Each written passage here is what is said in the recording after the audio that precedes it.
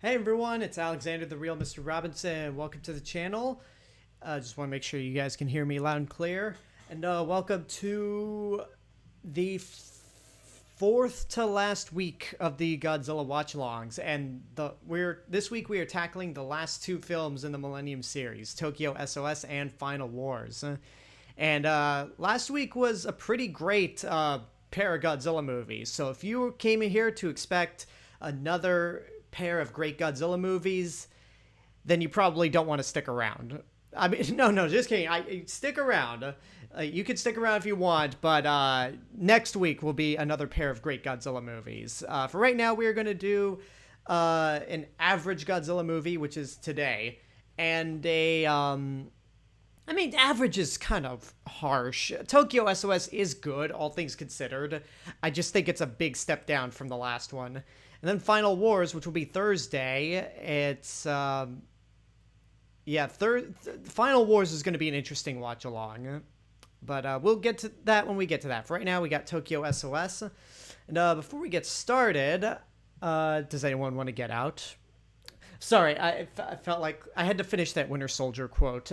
Which, by the way, once I finish the Godzilla series, I'm not going to go right into the MCU. I might take a week or two break from watch-alongs, and then I'll start the MCU.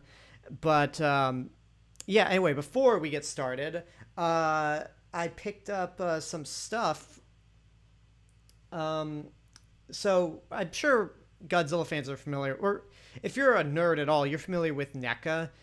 They put out their last batch of Godzilla figures before they lost the license, and I decided to pick them up before it was too late, and they went for crazy amounts of money. I picked up three, actually.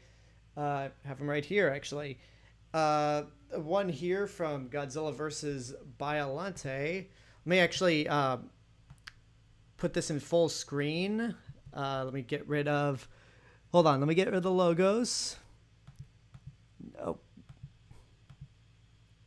Yeah, there we go. Which one's this? Which one's... Oh, there we go.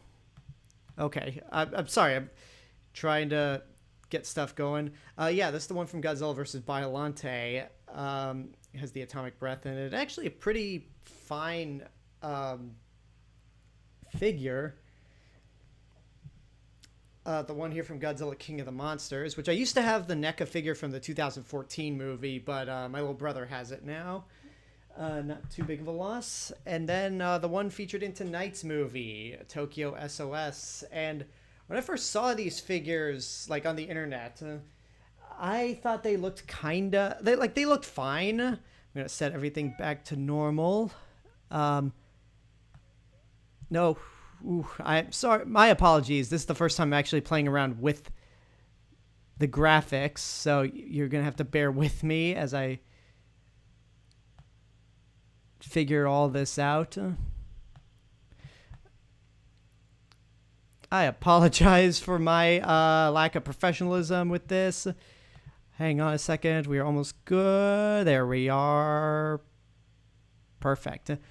So anyway, as I was saying, when I saw the figures online for the first time, I thought they were good, but not really too graphically impressive. And mainly, I was just comparing it to the SH Monster Arts figures, which cost you an arm and a leg to get, especially with what's going on in the world today. And when I opened them up and took a look at them, I was suddenly reminded of how much of a snob I can be. I looked at them and went, these are perfectly fine figures. Like, they're good, have good detail, good articulation, even if their joints are just, like, solid, so you have to worry about bending them without breaking them. But they're perfectly good figures. And they're affordable, at the very least. Shame that there'll be no more NECA Godzilla figures, but what can you do? So I just wanted to share that with you guys. And I want to welcome everyone in the chat at the moment. We got the regulars here. Yeah, Gzilla100, Justin Toner, Daquan Tate, Razorbike, R-Flow, Ryguy 2015, and any lurkers in there, which you know who you are, Spiders Prime, Gzilla 100. And we are going, and once again, if you guys are watching this in post, I encourage you to watch these live because it's a ton of fun. Like, even if you're not a fan of Godzilla, you could still treat these as just regular Q&As. And it should be a lot of fun. And again, as once Godzilla's done, I'm moving over to the Marvel Cinematic Universe. So if you're an MCU fan, those are the watch-alongs for you.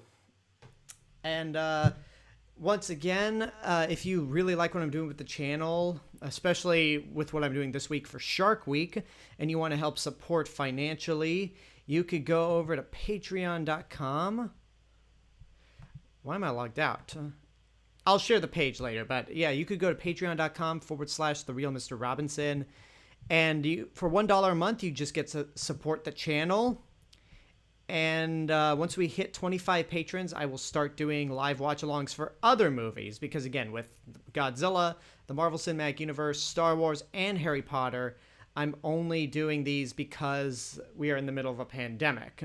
I want to try to give you guys as much content as I possibly can, since movie theaters are still closed. And if you cannot support the channel financially, that's totally fine. No harm at all. You subscribing to YouTube is really like good enough. Like just subscribing to the channel, sharing my content, liking. It's yeah, any amount that you do to support the channel is good enough. And there's the link in the chat at last. And without further ado, I think everything's good. I got excellent connection. So without further ado, we are going to start Godzilla Tokyo S.O.S. or Godzilla versus Mothra versus Mechagodzilla Tokyo S.O.S. in Japan. And I'm going to hit the play button right now.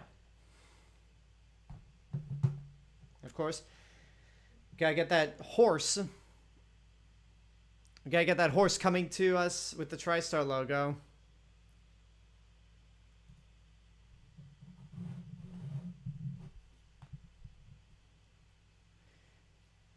The last time we'll see it, because Final Wars just goes right into the Toho logo, and that's the last film that Sony would distribute.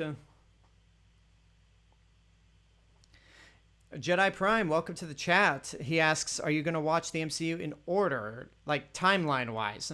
Yes, I'm actually planning to do it in chronological order. Basically, last year I did a chronological recap of the MCU leading up to Endgame. The order I did those reviews in are the reviews that I'm going to be, is the order I'm going to be doing the watch-along.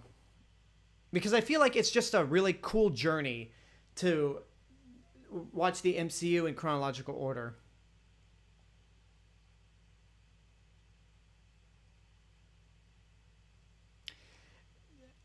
Levy Giffords, welcome to the chat first of all. Do you have any X Plus figures? No, I don't. Those cost way too much money, which I do not have way too much money. Yeah, I'm surprised. Get to the movie. I'm actually very surprised that Toho wanted to actually do a sequel to this. I mean, granted, I don't think there was any way to do a sequel to GMK, which is a much better movie, but it's weird that after 4 movies in a row where they just rebooted the series, they decide to simply they decided to just make a sequel. Razorbike says, with Star Wars, are you going to do Clone Wars movie or no? No, I'm only doing the Skywalker saga when we get to Star Wars. And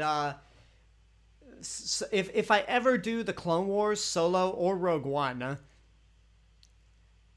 then yeah, if I'm going to do Clone Wars Solo or Rogue One, it would be as patron exclusives. And same with Harry Potter. I'm only doing the 8 movies, and if I ever decide to do Fantastic Beasts, it's going to be patron exclusive. Right Guy 2015. The link is in the chat, but just in case, I'm going to post it again.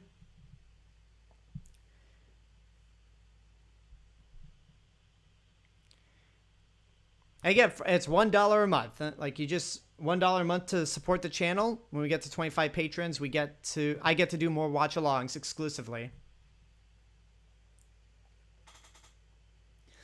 This is a nice, even though we just saw Mothra 2 years prior, that was a different incarnation of Mothra, and they actually do a pretty cool reveal for Mothra this time around.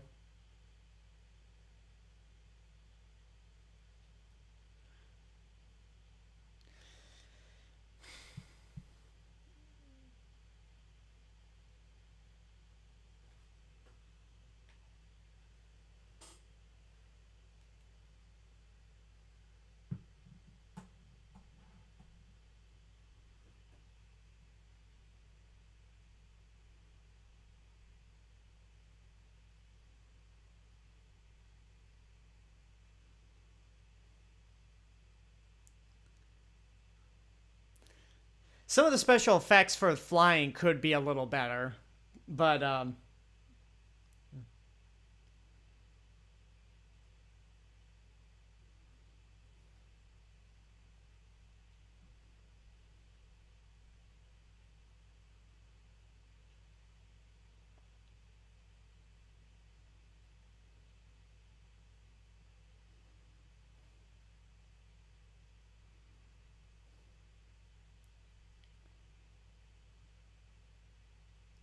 okay, how does Mothra just disappear?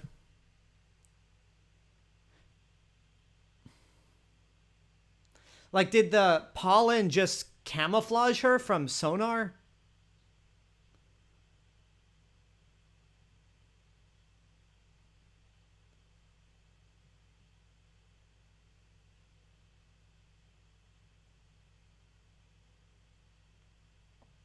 I wish they didn't. I wish when they put like the English logo for the film, it would just be a subtitle at the bottom, because it just blocks out the really badass and creative Japanese logo.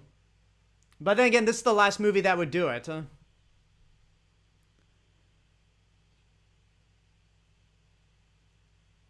So yeah, that's pretty good intro, I gotta say. And DeQuantate says, it sucks that Akane is not the main character in this movie. It is, because Chujo is not... Well, I mean, the mechanic, Chujo, not the Chujo that we all know and love, is not the most interesting character. But at the same time, Akane's story was complete, so she would have felt rather pointless in this movie. Like, they would have probably given her nothing to do.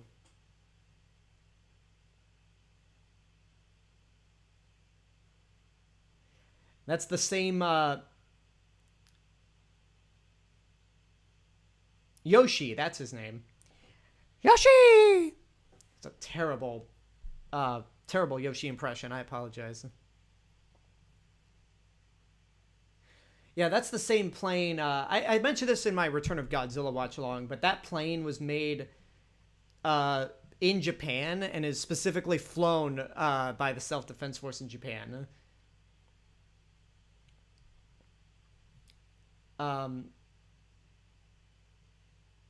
This is a cool looking plane. Again, the Japanese get all the cool stuff. There's the Chujo we all know and love. Like, it's good that they connect this to... It's good that this continuity is connected to the original Mothra, not just through Mothra herself, but through Hiroshi Koizumi.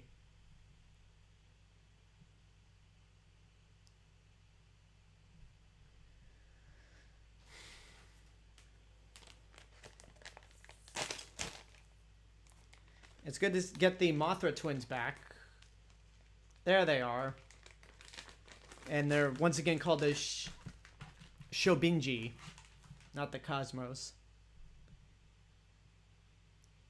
But apparently they are telekinetic now. Razorbike says, did you see that Japan is building a 60-foot tall Gundam robot? I did. And of all the robots they could have built first, they go for Gundam and not Mechagodzilla. Then again, I guess Gundam would be a little easier, less complex than Mechagodzilla.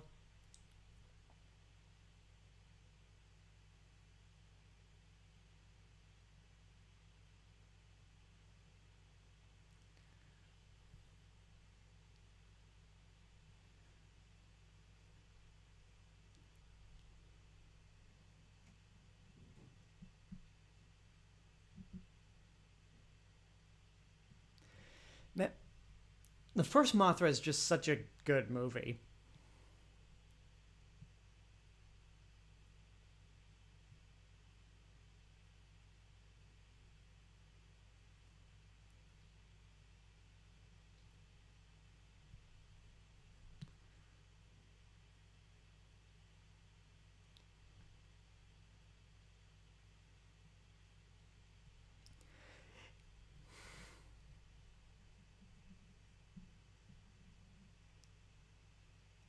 You know, they sure waited a long time. The twins waited a long time to confront Japan about using Godzilla's bones to build Kiryu.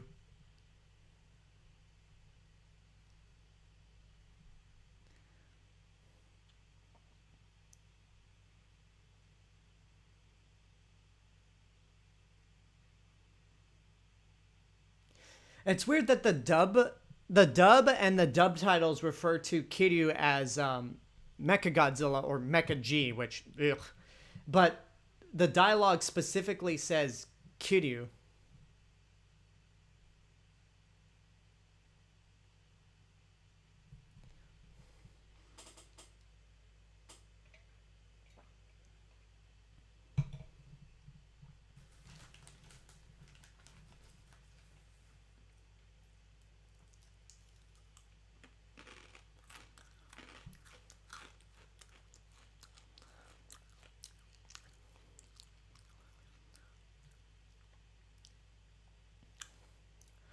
Again, Mothra is so stealthy that she can just appear close by and nobody even notices or hears her landing. It's a shame that this movie, that Mothra versus Godzilla, is not canon in this continuity. I mean, I understand if it was, that would cause, with this movie as it is, it would cause problems, continuity issues, and people would go, wait, you don't remember when Mothra saved you from Godzilla? And then the last movie, they specifically said that this Godzilla is the second of its kind, so it wouldn't have made sense for... And since this movie imitates a lot of sequences from Mothra versus Godzilla, it doesn't make sense that Mothra versus Godzilla would be canon.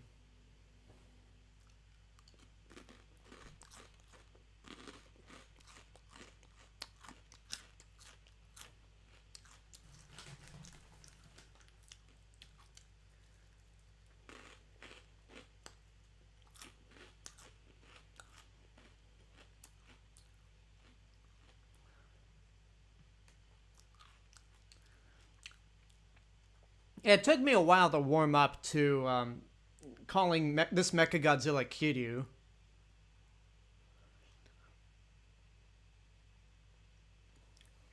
Especially since in Godzilla against Mechagodzilla, they never actually say what Kiryu means. You have to do homework in order to look it up, in order to understand what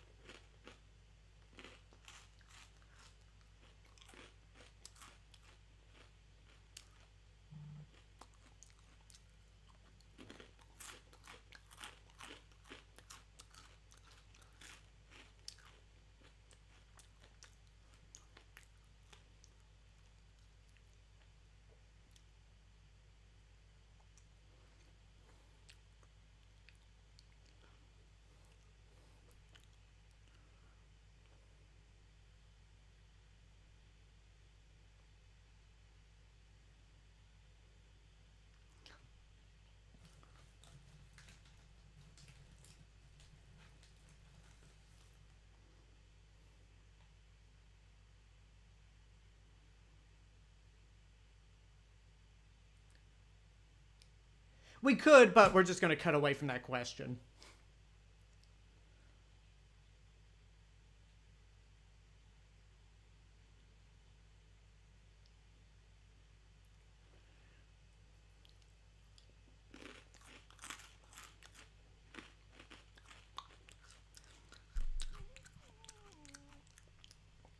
I do like the concept of telling this story through the eyes of just a mechanic.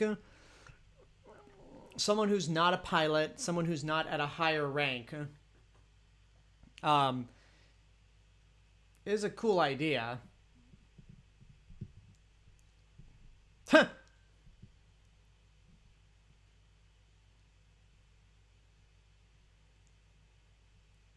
Oh, that fucker right there.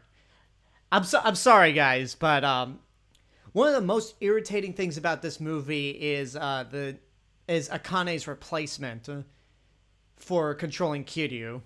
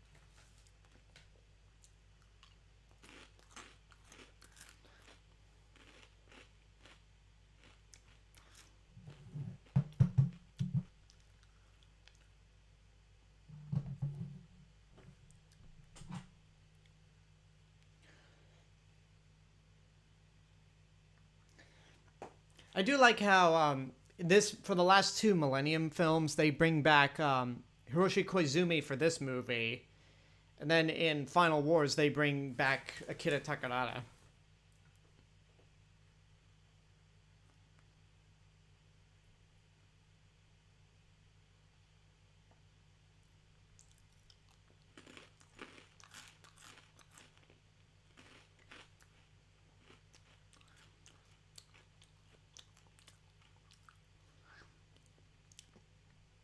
That's something Chujo could have told his nephew, who was like, Mothra destroyed Tokyo before I was born. What makes you so sure that she'll protect us? And then his uncle would be like, I'll explain everything. Just sit your ass down.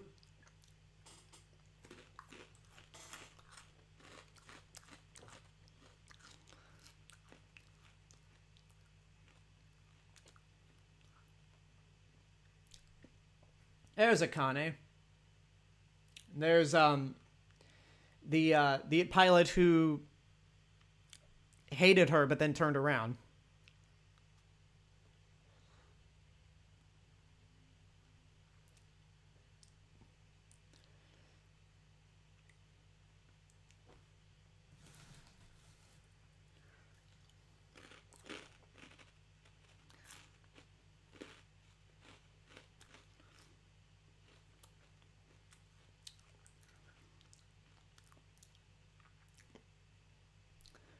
It is cool that they have this little moment here between these two characters. Sort of like in Deathly Hallows Part 2. Deathly Hallows, where in the epilogue, Draco and Harry Potter just kind of have that look of, yeah, it's all cool now.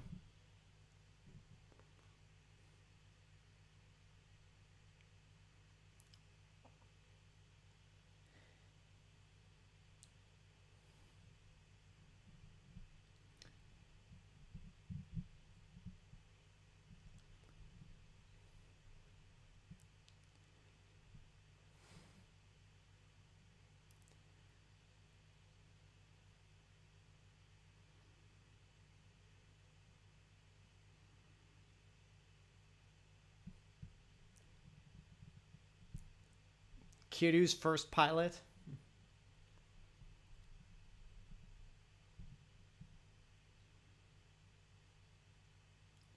Such a douchebag.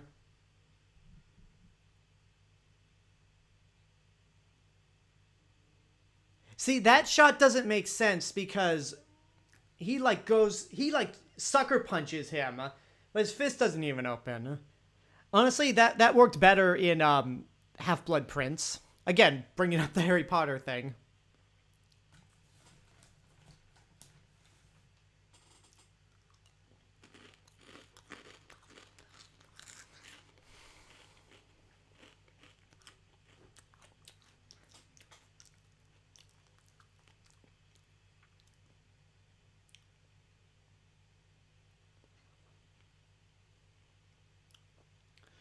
There is a lot that could be done with the like sort of like any movie or piece of fiction that revolves around artificial intelligence. Like since Kiryu's pretty much a resurrected Godzilla, at what point is it a machine, or at what point does it have like a conscience?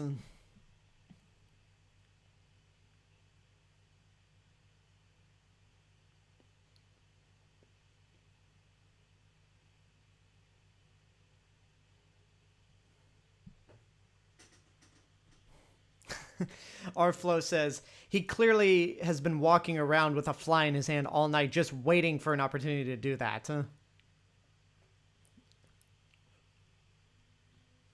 Yeah. I wouldn't be surprised.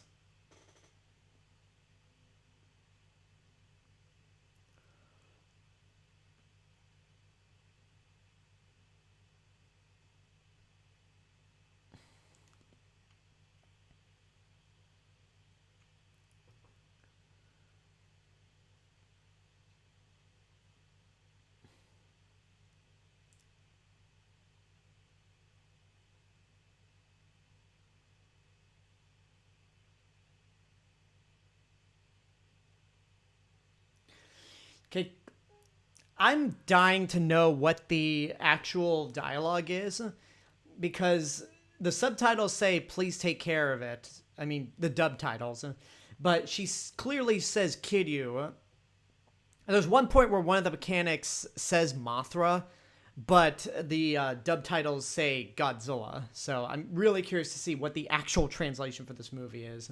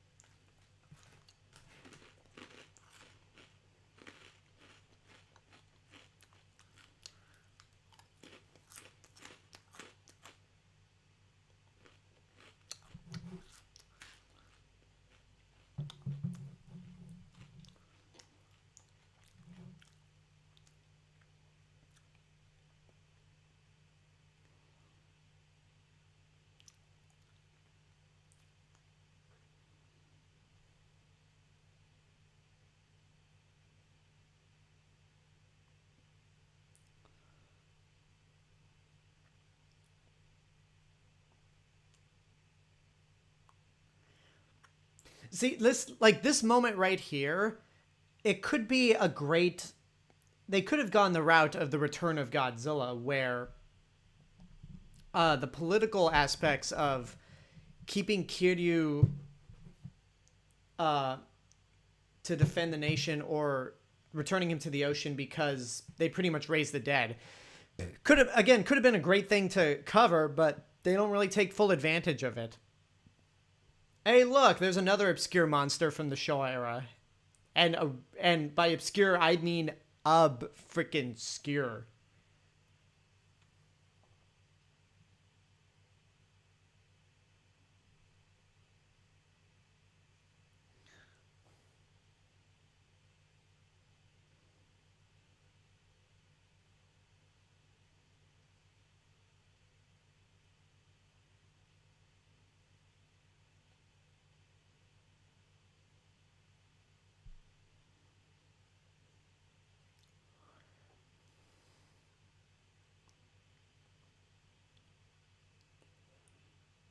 Oh, amazing she knows the name. Huh?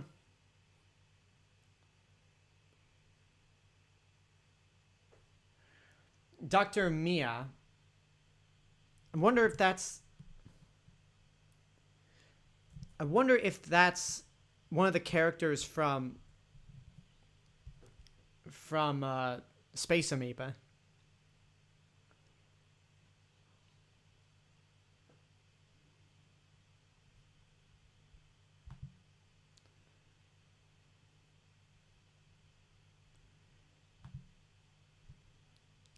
I think that's the first indication in the entire series where Godzilla has come across as animalistic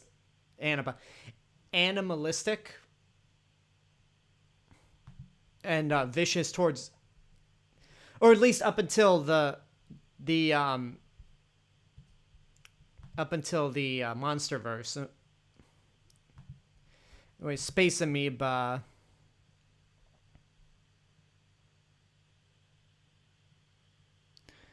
No, there's no character in Space Amoeba that's named Dr. Mia, or at least that's what the subtitles said.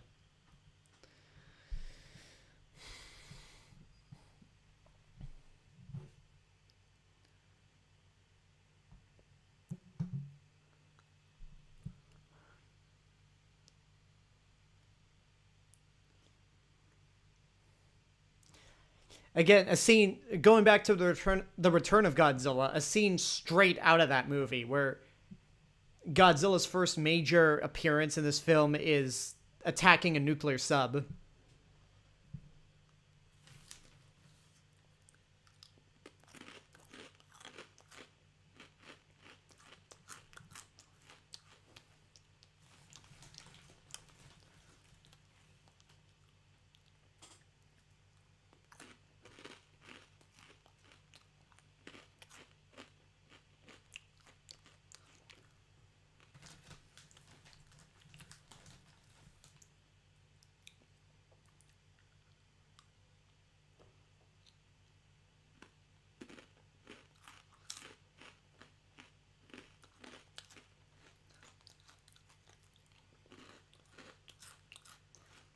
Wait, it can't move without absolute zero, but it won't be functional?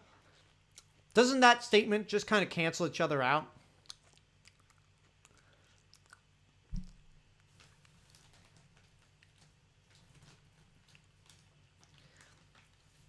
I'm with you on that, Razorbike.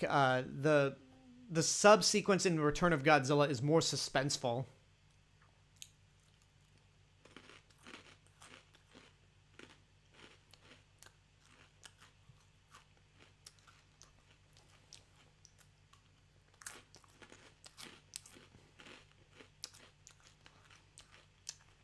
Oh, Jesus, this part.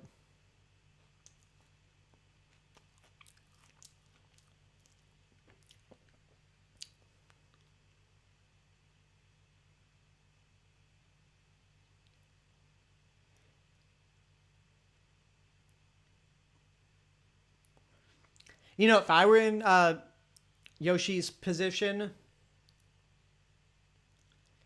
it's like, dude, I'm a mechanic. Like, I'm just a mechanic. I'm not gonna have any power on whether Kiryu gets scrapped. Although,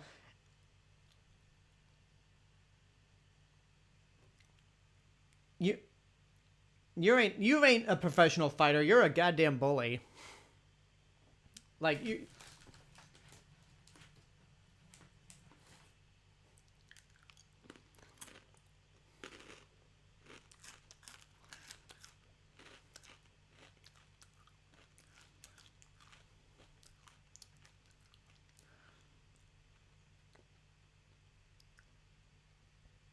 What a nerd.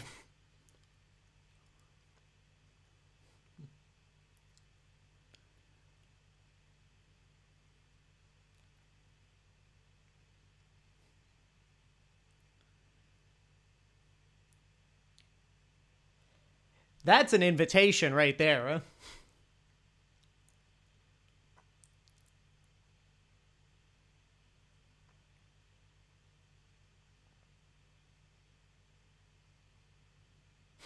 Like she, uh, Azuzo is hot for Yoshi.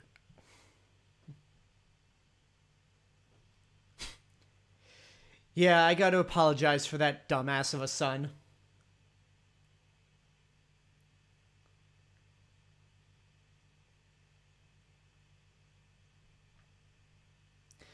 His ambition to pilot the only giant robot in the world.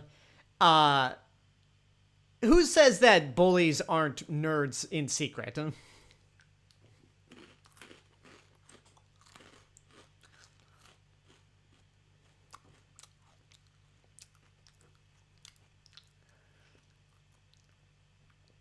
Okay, I don't know why they decided to shoot this scene like that, where you have this huge burst of light coming from behind these authority figures, but it suddenly puts J.J. Abrams' lens flares to shame.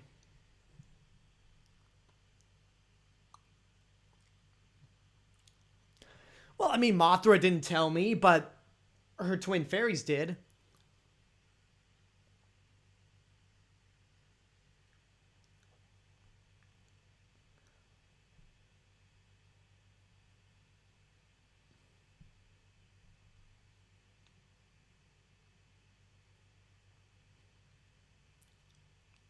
I do love how,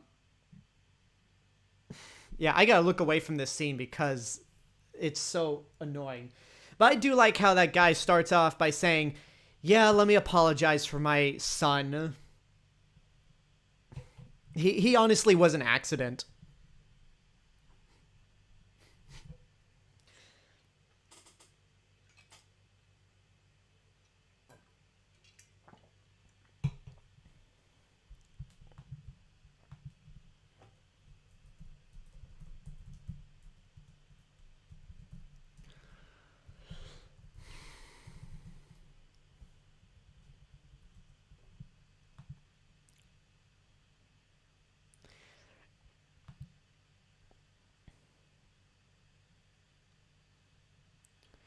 Godzilla vs. Kong already got delayed to May of 2021. Don't don't say anything until you actually hear something from either Legendary or Adam Wingard. Or if there's a story in Variety or The Hollywood Reporter. Like, I don't pay attention to rumors. Oh, Godzilla's back.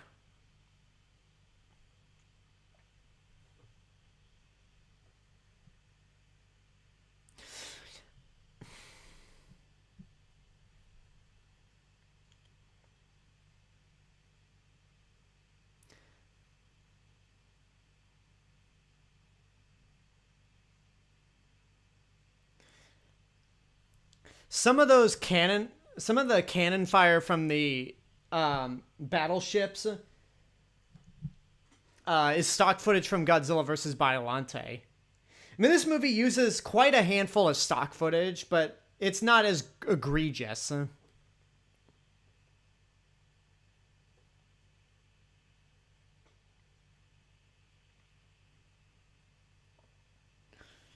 There's some better CGI for Japan.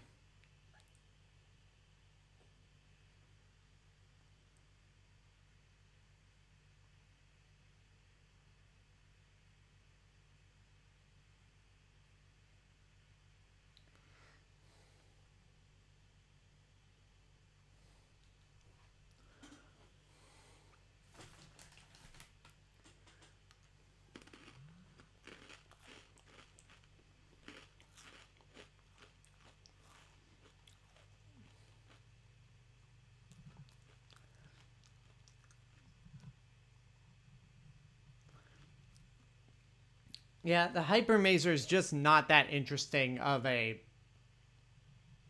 weapon.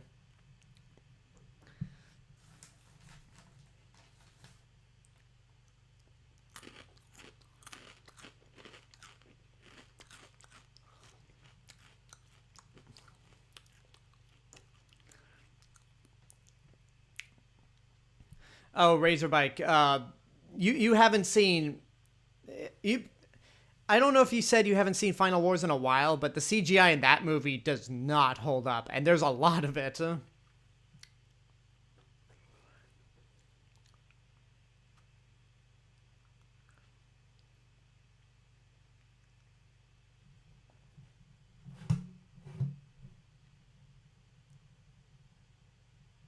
If someone said the longest third act ever, I would say we're still in the second act, and the third act begins once Kiryu is sent into battle.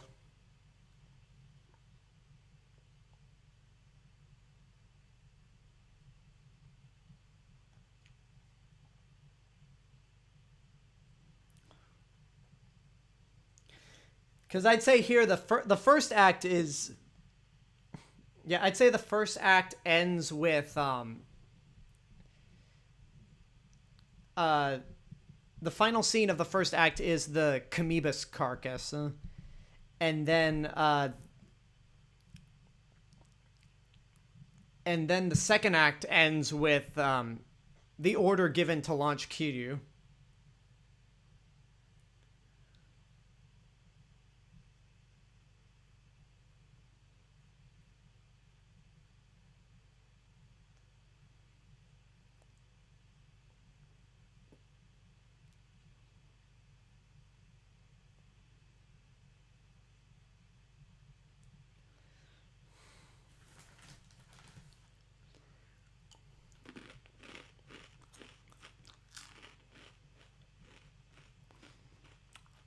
Yeah, what are those rifles gonna do against Godzilla? I always love it when soldiers have their guns up. Like they're ready to do something against a giant monster.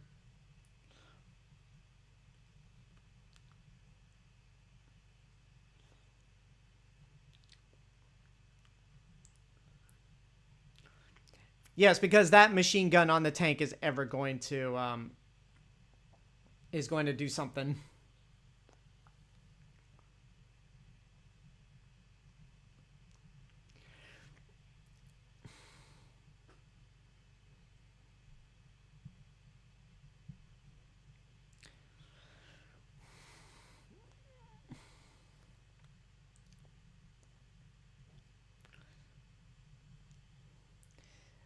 Sean Clifford, I did buy the Japanese DVD of The Return of Godzilla.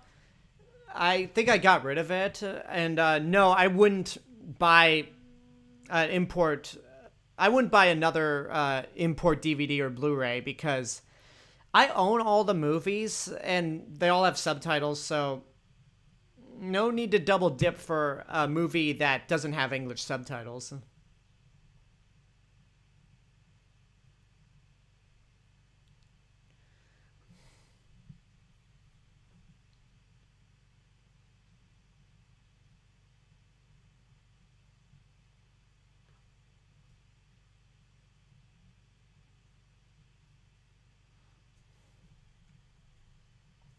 Oh, I am eating norimaki arare, which is some sort of Japanese rice cracker wrapped in seaweed.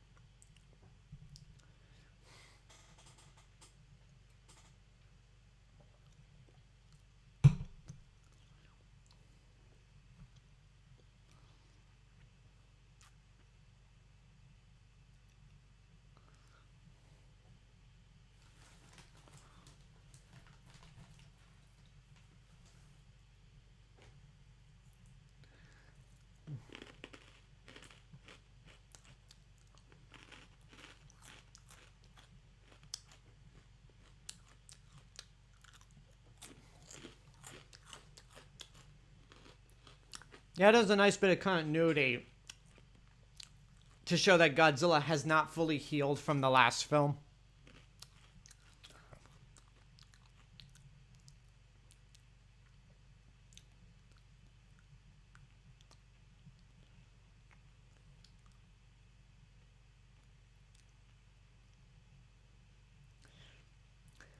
You know, that helicopter shot, Godzilla's nice enough to walk down the street rather than just go through buildings.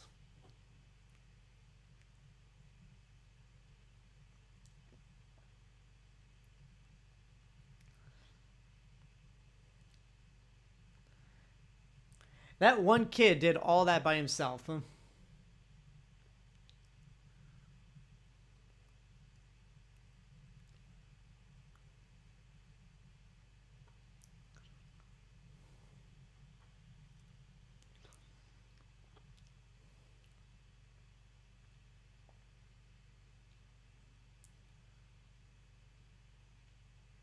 This is the best version of Mothra. Like, the GMK one was a nice redesign, but this is the best version of Mothra since Mothra versus Godzilla. Like, you just look at her and like that's the true version of Mothra.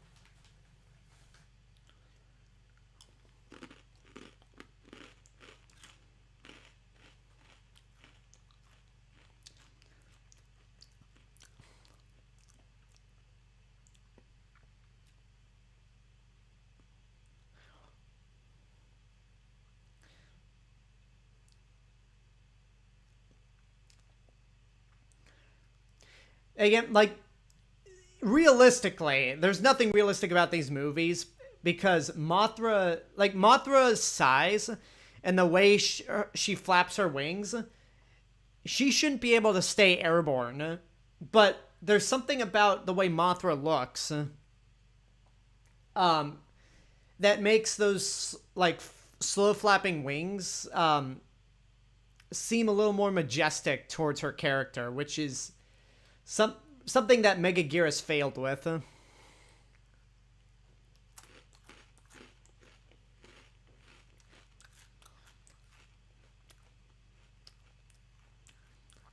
Okay, watch right here.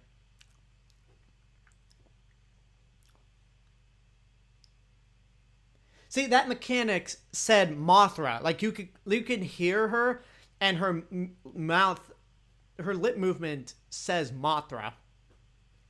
But the dub titles made her say Godzilla, which doesn't make sense.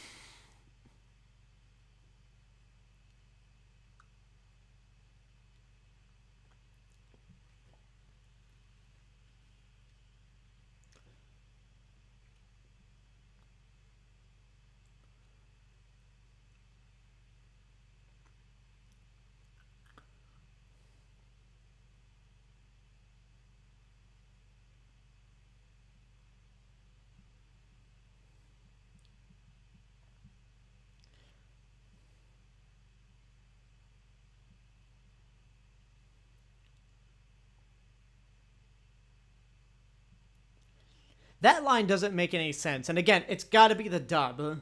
The two fairies told you that if the symbol is drawn anywhere, Mothra will show up. And then the other guy says, then why are there only two fairies left? That doesn't make any sense.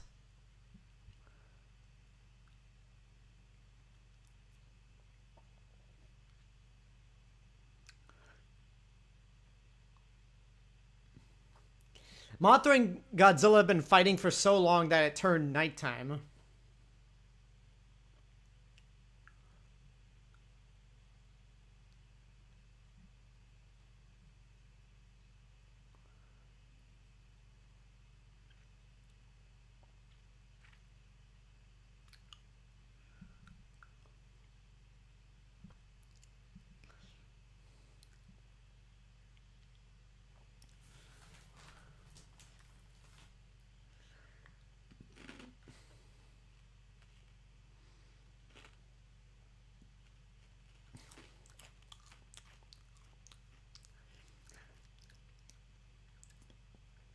Again, Mothra versus Godzilla does not exist in this continuity, so theoretically, it doesn't make sense for Chujo to know that Mothra is about to die.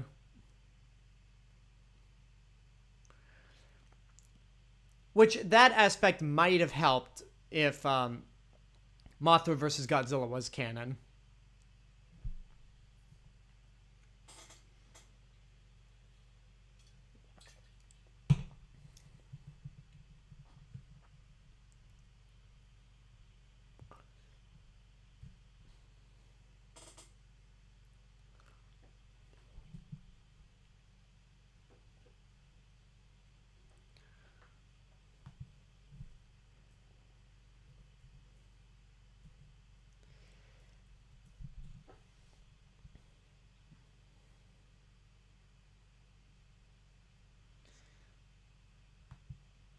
Of course, you can't have Mothra without that theme.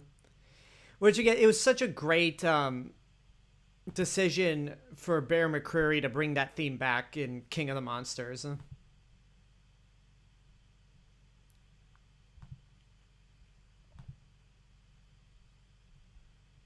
And Michiro Oshima's score just fits so perfectly with Mothra, considering...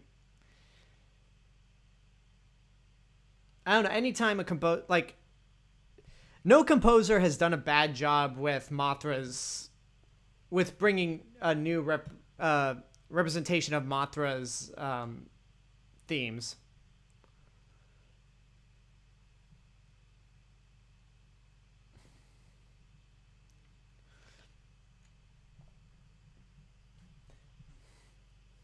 They're all smart to haul ass out of Tokyo Tower.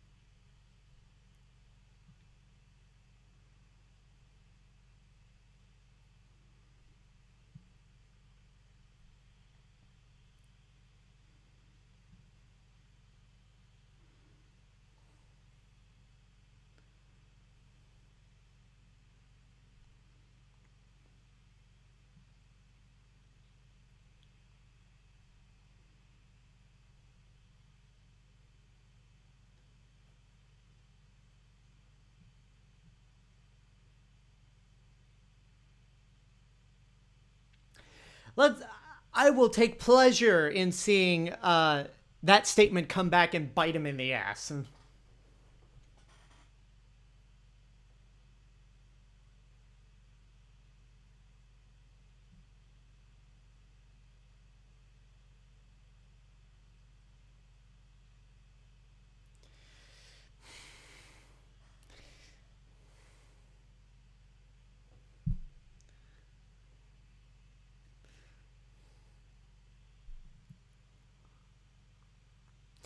It is good that, the Prime Minister, he just watches Mothra take care of Godzilla and realize that, look, the fairies weren't lying that if we got rid of Kiryu, Mothra would help defend Japan. So we're just saying Kiryu on one final mission to take out Mothra, to take out Godzilla, I'm sorry. And we're going to make sure that Godzilla is killed this time.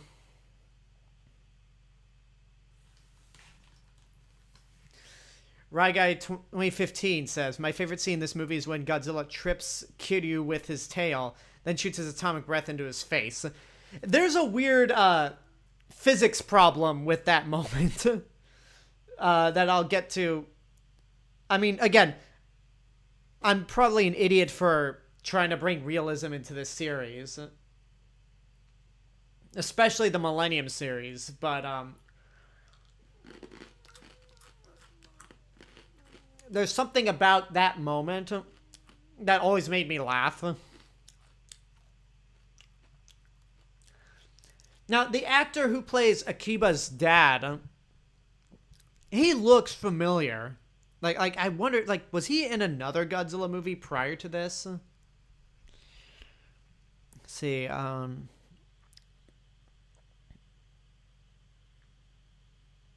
let's see if good old Toho Kingdom can give me the answer.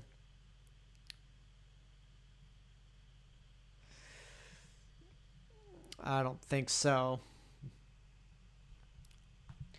So now I'd say we're in the third act of the film.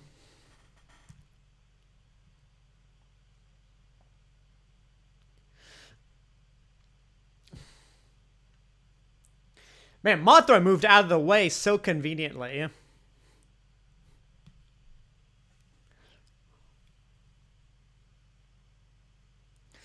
Yes, because that's the first time Tokyo Tower's ever been destroyed in this continuity. I mean, it's not like Mothra used it. No, it's not like Mothra knocked it down and used it to cocoon herself.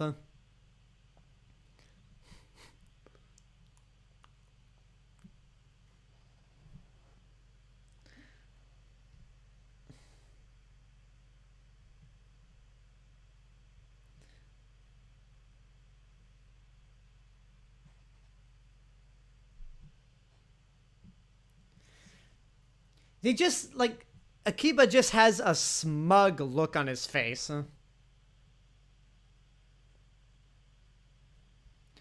Oh, it says, my stream connection is poor.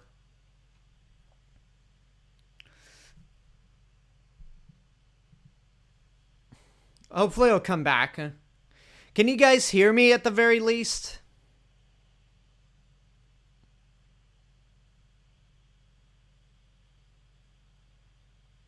Oh, Justin Toner says I'm getting buffering.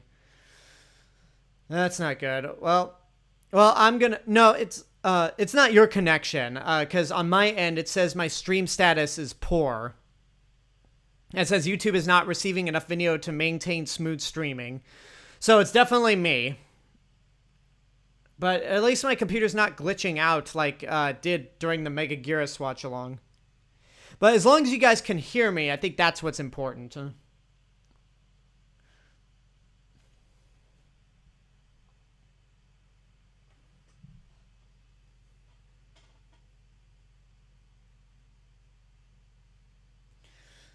Hey, a Honda Element. I used to have that car. That Honda Element was actually the very first car that I had. I had a black Honda Element and not a red one like here.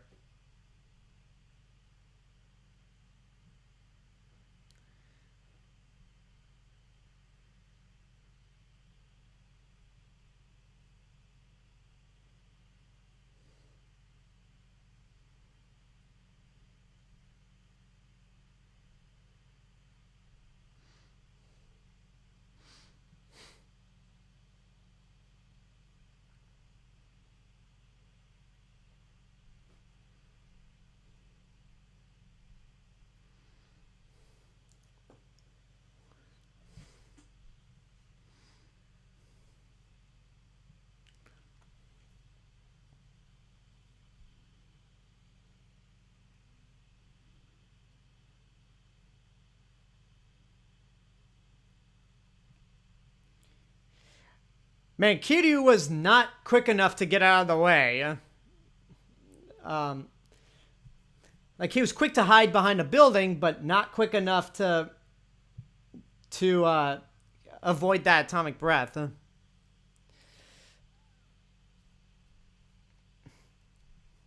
And again, like, you can't blame Kiryu when he's got a shitty-ass pilot controlling him.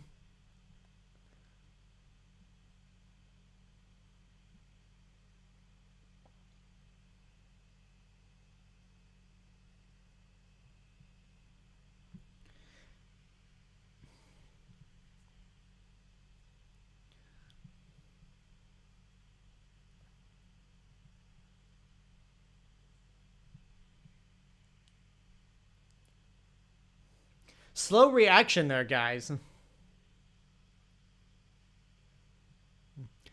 Space Godzilla is good, I think. I like it much better than Godzilla versus Mothra.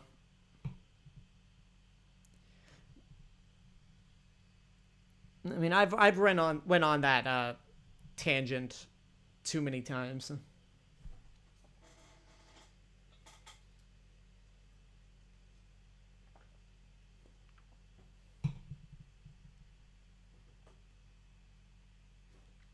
Amazing how the same sized egg, depending on what the writers want to do, can either hold one Mothra larva or two. And that's probably the best the Mothra larva has ever looked.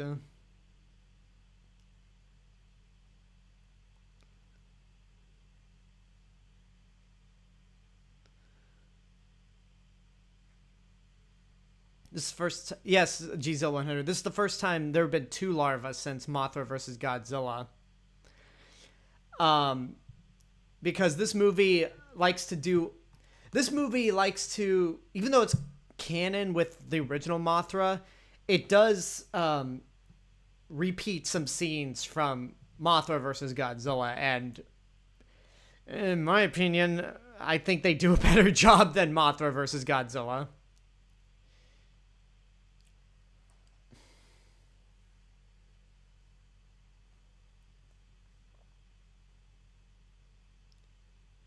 So that flying object was Mothra.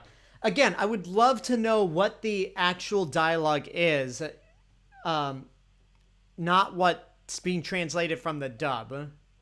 Because there are some lines in the dub that, if it was the actual Japanese dialogue, it would win a Razzie for worst screenplay. Because some of these lines,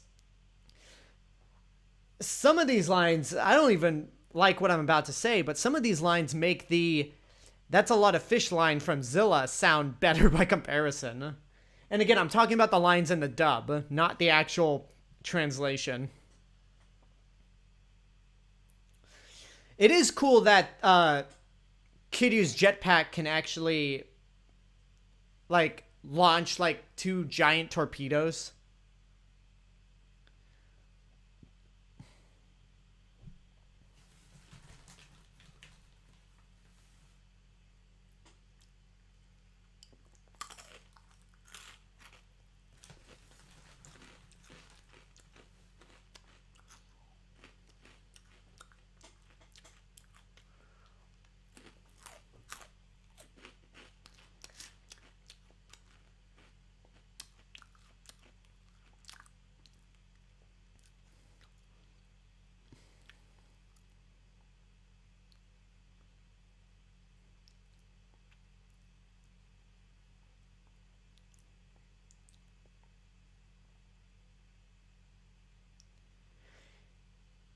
I know this is supposed to be a tender moment, but I still want that hat.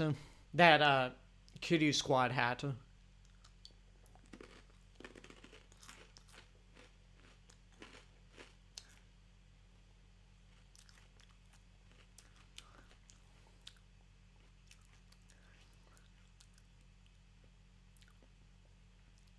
The model work here is really well done, I gotta say. And it's from the same special effects director who would do Final Wars next.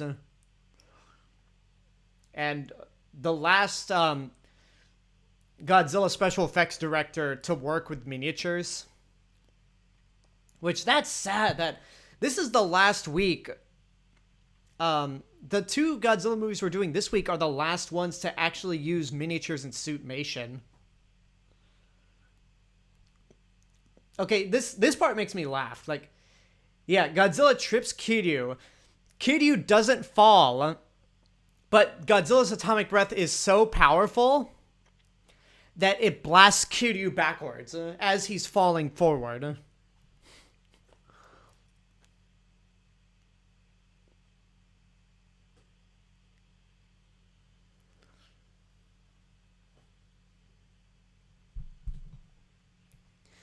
See, that's what you get for being a cocky asshole. deciding that Kiryu's good for close range combat when you've been advised not to do that.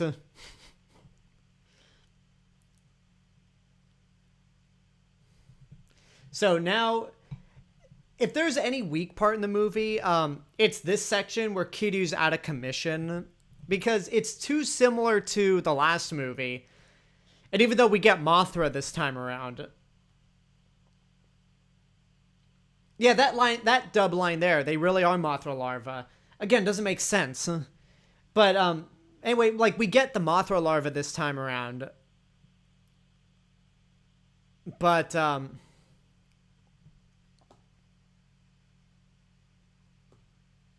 what was I gonna say? But Kiryu is out of commission longer in this movie than he was in the last one.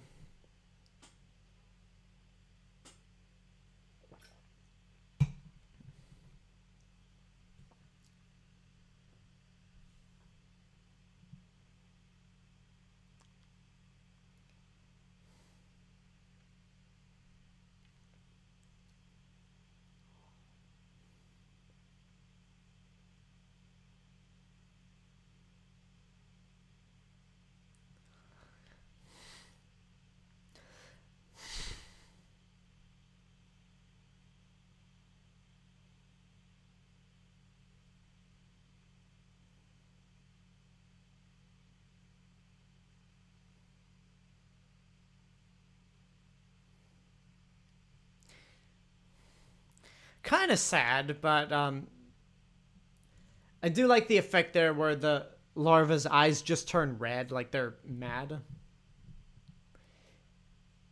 But it's still not as sad as when Mothra dies in Rebirth of Mothra.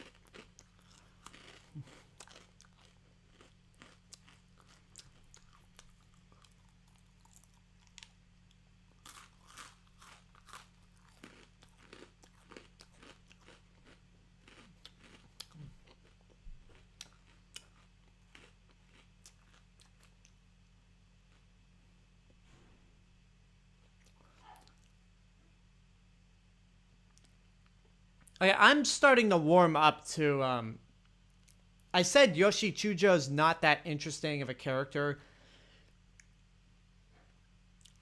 I'm starting to warm up to him a bit.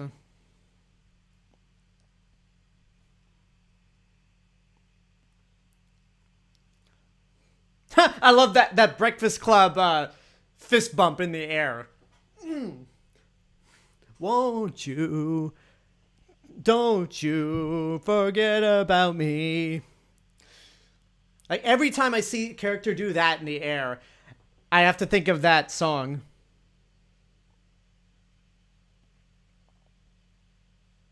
Hang on 1 second, folks. I'll be right back. I don't think I'm going to miss any plot.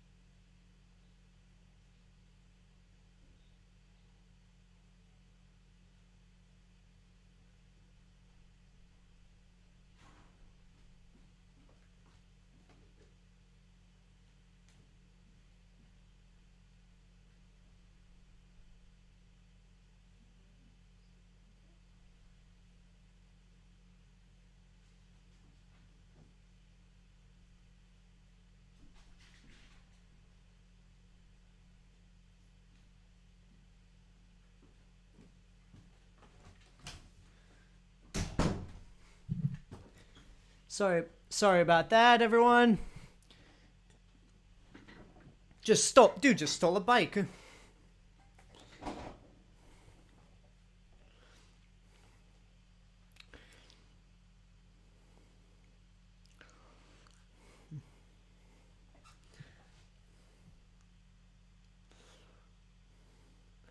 That is some nice piloting skills right there.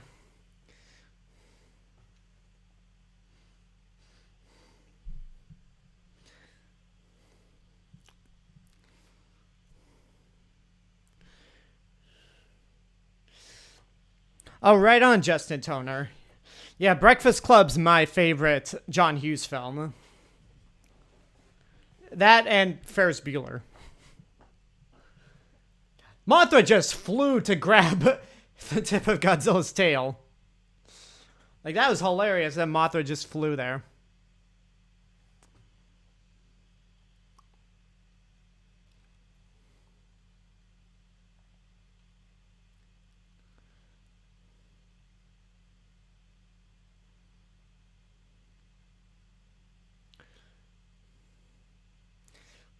And I gotta admit, Godzilla didn't seem all that phased with Mothra's larva, with Mothra grabbing his tail.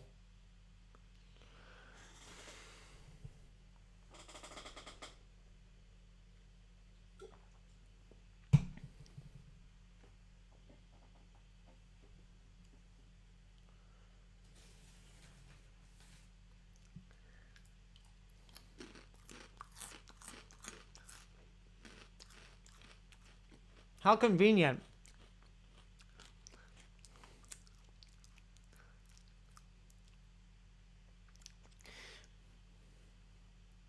We're here.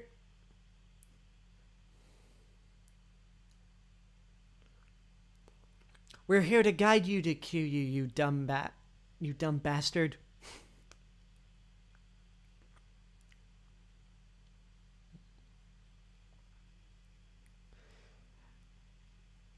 Home Alone. I gotta be honest, I didn't see it. I never saw Home Alone. And yeah, it is a Chris Columbus film, but John Hughes did write the script, so I think it's fair to say I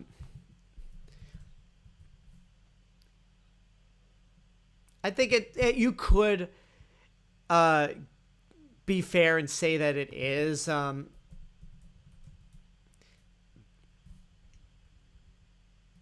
it is a John Hughes film via technicality, because he also did produce it. It's like a lot of people claim that Pretty in Pink is a John Hughes film, but John Hughes only wrote the screenplay.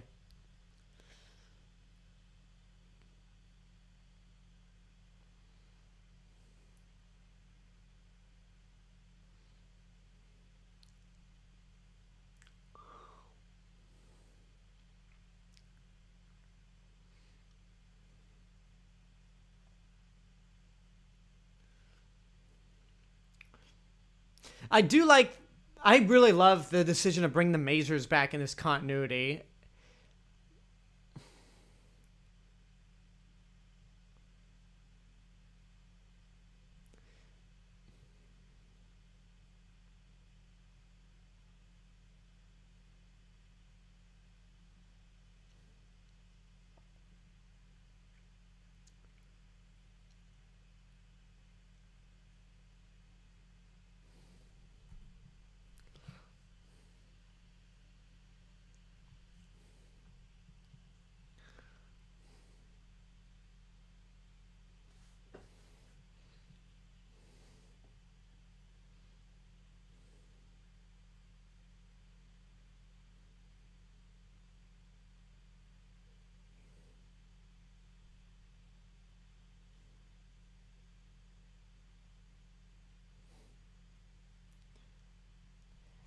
Wow, way to steal.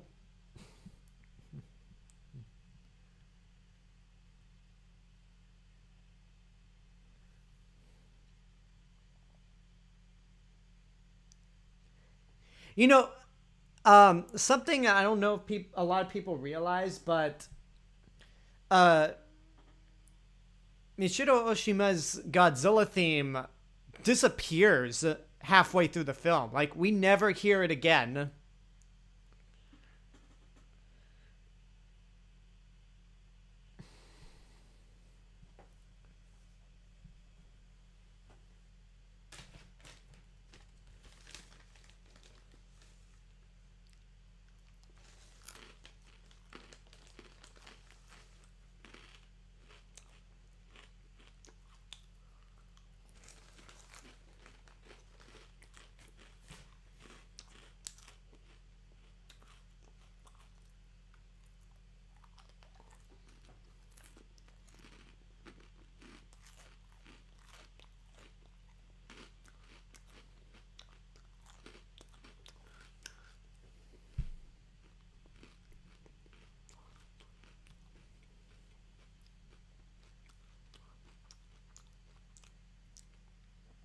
That's problematic.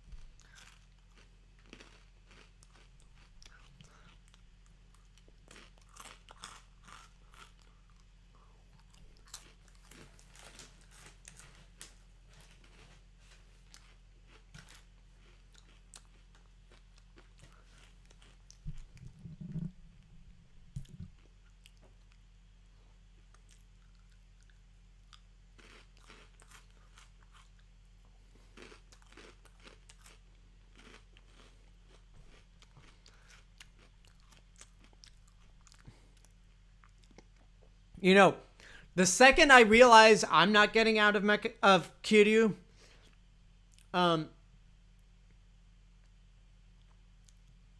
I'm gonna be like, all right, I'm obviously stuck here.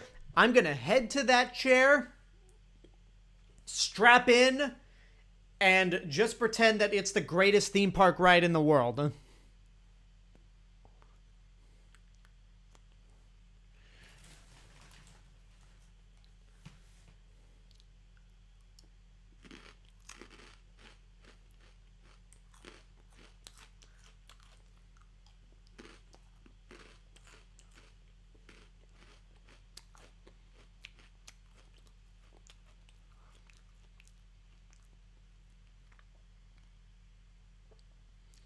Yeah, I never realized that this Godzilla really does look pretty wolf-like in the face.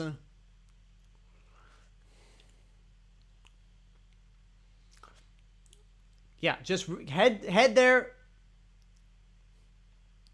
Head there, Yoshi, strap in, and just pray to dear God that you're gonna live.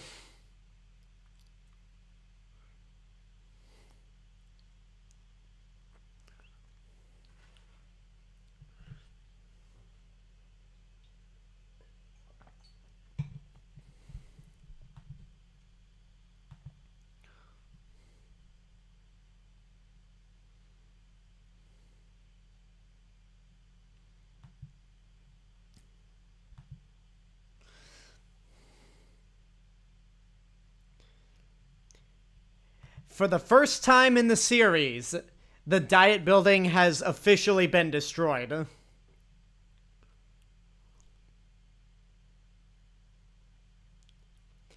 Like, Godzilla destroyed part of it in the 1954 movie. King Kong climbed on top of it in King Kong vs. Godzilla. So it got partially damaged, but the whole structure never got destroyed like that. Which, that really lives up to the film's title, Tokyo S.O.S.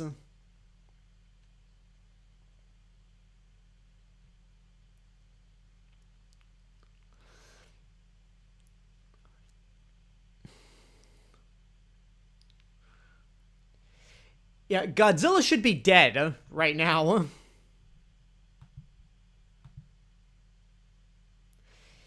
Yeah, Godzilla gets drilled by a massive.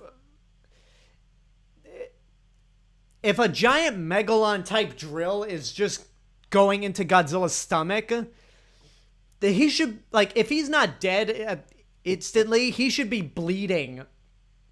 Like, there should be a fountain of blood coming out of his stomach. And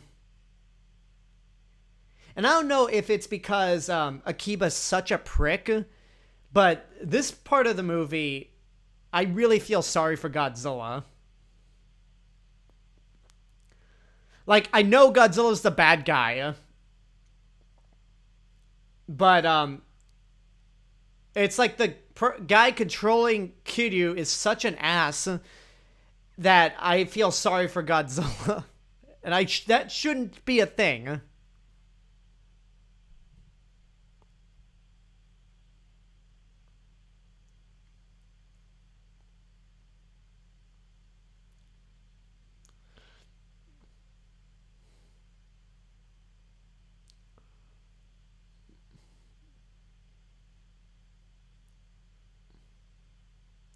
There's another terrible like dub title translation where Akane clearly says Kiryu, but the subtitles say no.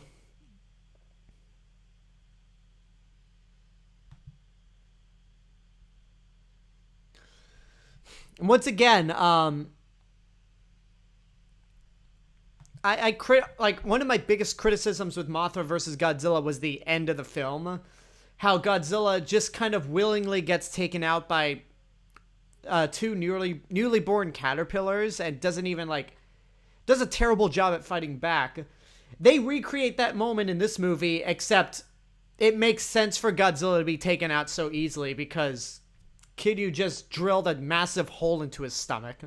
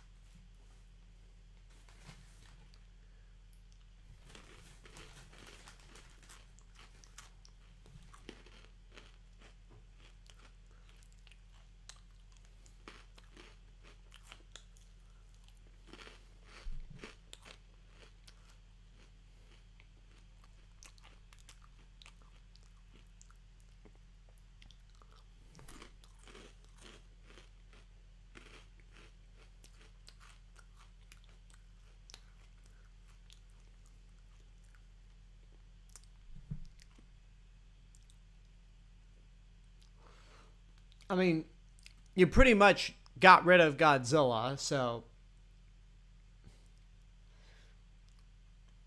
yeah, you've got Godzilla in a position where he's probably going to die, so there's no need to keep Kiryu around after this.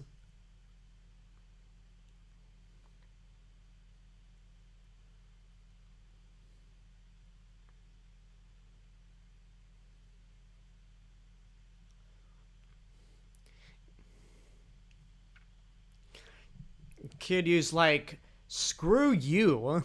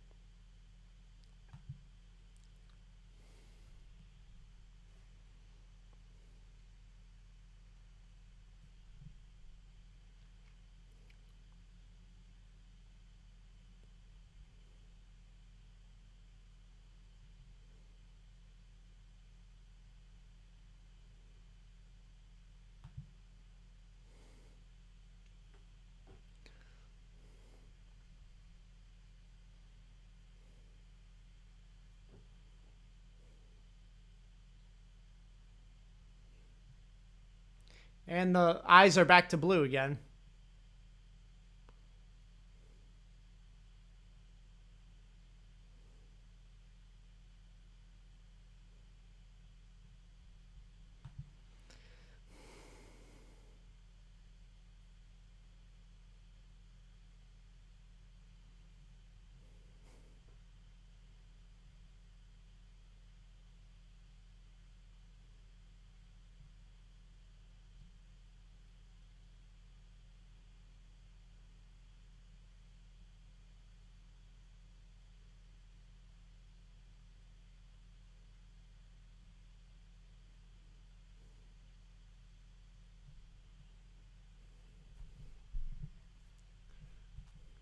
No. No, I'm not here. Pay no attention to the obvious Chujo in Kiryu.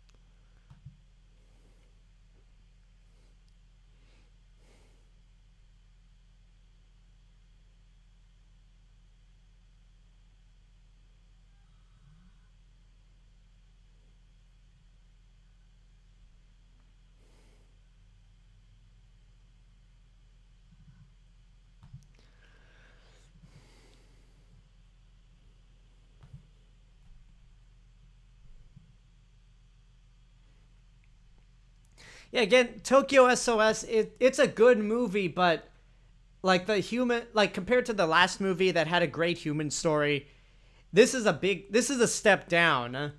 And again, I freaking hate Akiba, Kiryu's new pilot.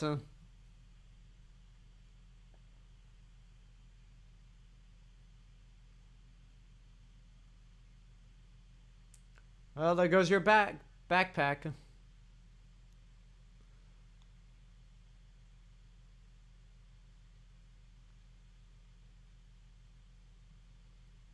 He should. Okay, with how fast Kiryu's flying, Yoshi Chujo should not be holding on for this long.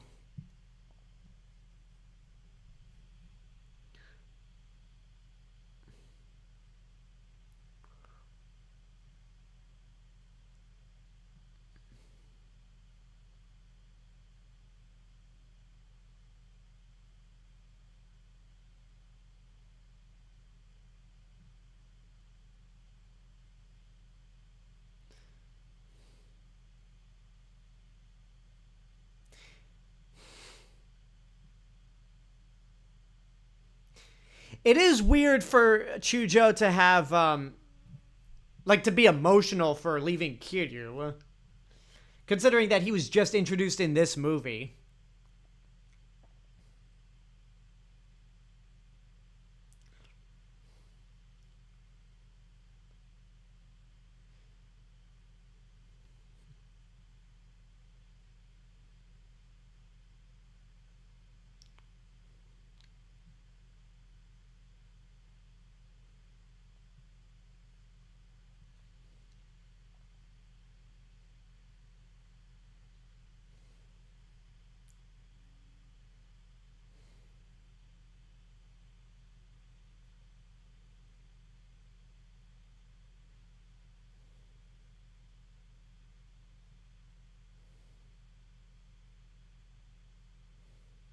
I think it's safe to say that Godzilla's dead.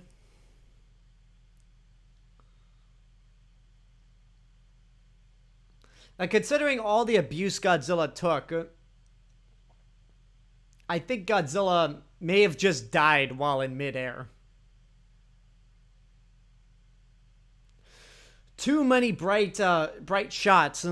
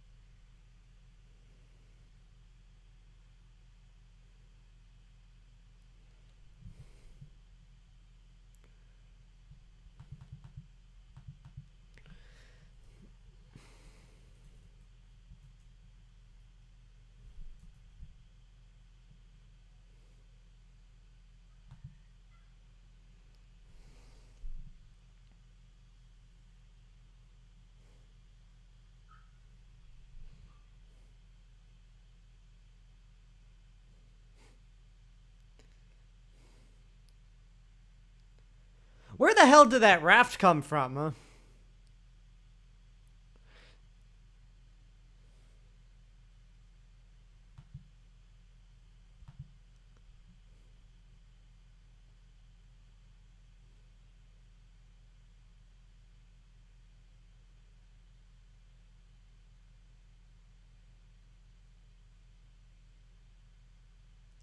You know, I wonder if in the actual dialogue, if Akiba is less of an asshole than he is in the dub.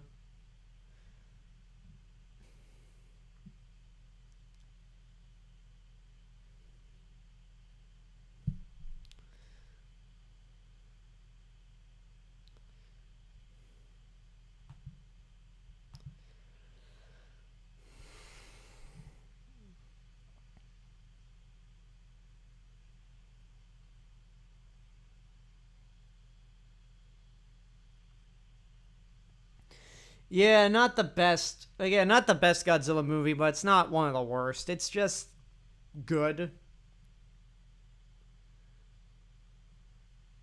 And once again, like with Masaki Tezuka's other Godzilla movies, there is a post-credits scene.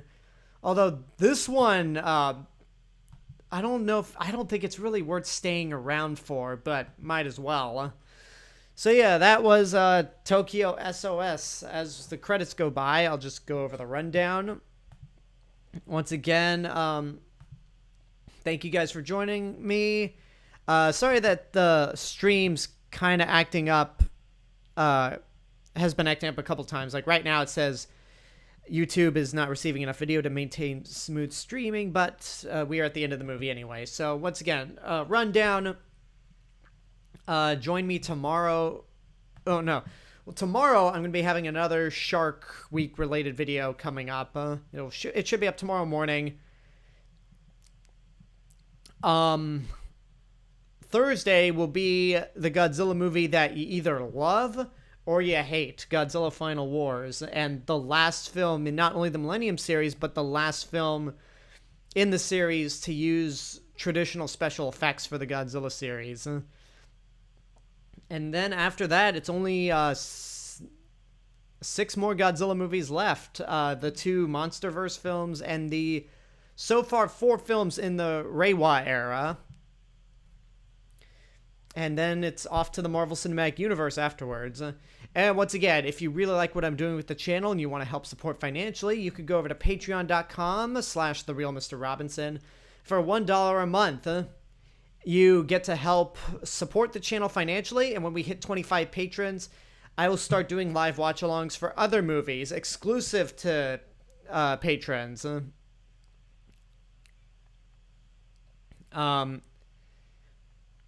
Although, considering that the Godzilla series and the Marvel Cinematic Universe are never-ending, I might continue doing Godzilla and MCU watch-alongs for everyone, but exclusive watch-alongs will be for patrons who pledge $1 a month. If you cannot support the channel financially, that's fine. Just subscribing to the channel, sharing the videos is good enough. Any type of support you give is well accepted. And yeah, the credits are still going. I honestly forget what the post-credit scene is, but I don't remember it being anything too special.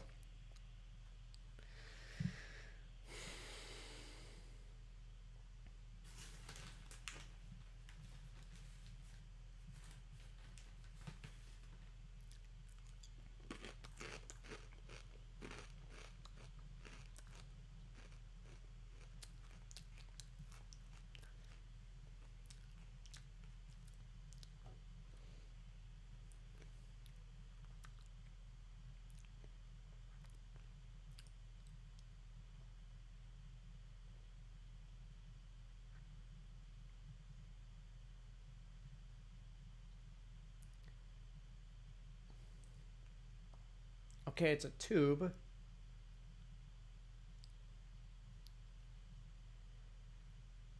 Oh, Godzilla DNA extracted. All